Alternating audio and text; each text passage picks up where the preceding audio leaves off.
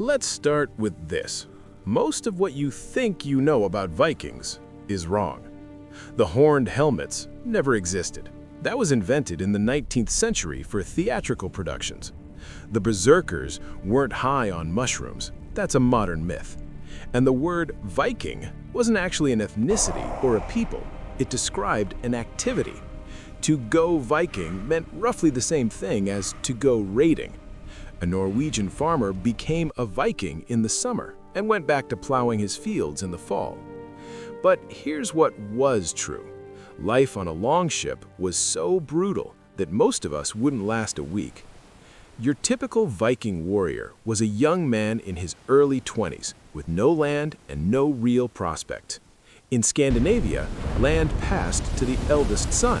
Everyone else either stayed behind to work for their brother or went to sea. Not a difficult choice. The longship, a drakkar, was roughly 80 feet long and 15 feet wide.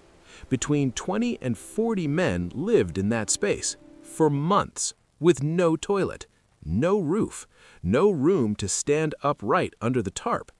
They slept on the rowing benches, on bare planks wrapped in a wool cloak.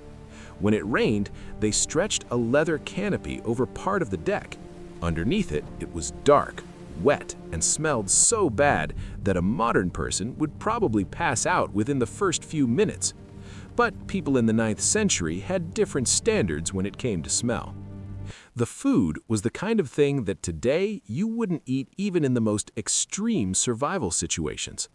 Hot meals on board were rare. Lighting a fire on a wooden ship is a bad idea for obvious reasons.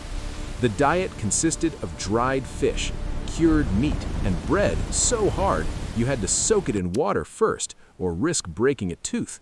That's not a figure of speech. They drank ale, not because they wanted to, but because fresh water stored in barrels over several weeks turned into something better left undescribed. Ale spoiled more slowly. On rainy days, they held pots under the sail to collect rainwater. That was considered a good day. Hunger wasn't sharp or urgent.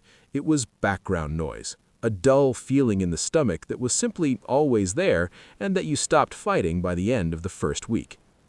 Rowing. That's what held everything together.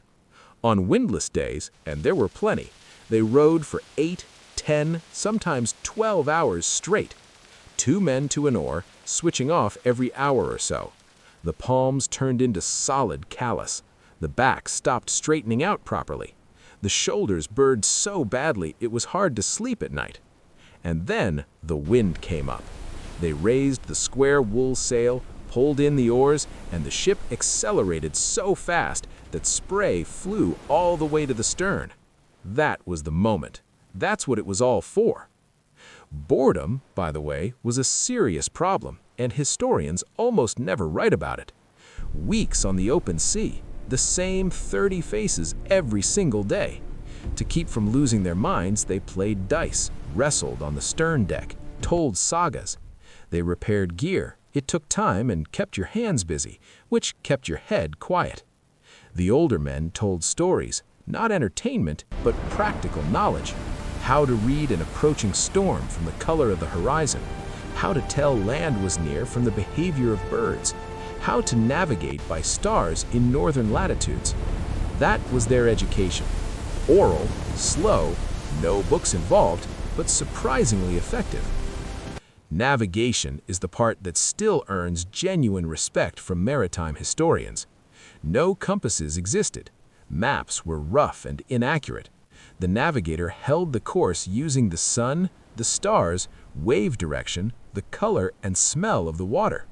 There was something called a sunstone, a crystal of Iceland spar that could locate the sun's position even through total cloud cover by polarizing light.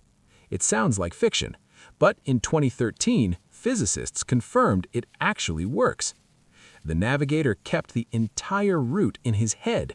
If he made a mistake, everyone died. That gave the profession a certain incentive for precision. Death was close, but they treated it practically. A man could fall overboard at night and nobody would hear him. A storm could capsize a ship in minutes. A small wound that got infected could kill you within 10 days. On every major voyage, someone didn't come back. Everyone knew this going in and accepted it as part of the terms. Their beliefs helped. Die in battle with a weapon in your hand, Valhalla, feasting with the gods, eternal glory.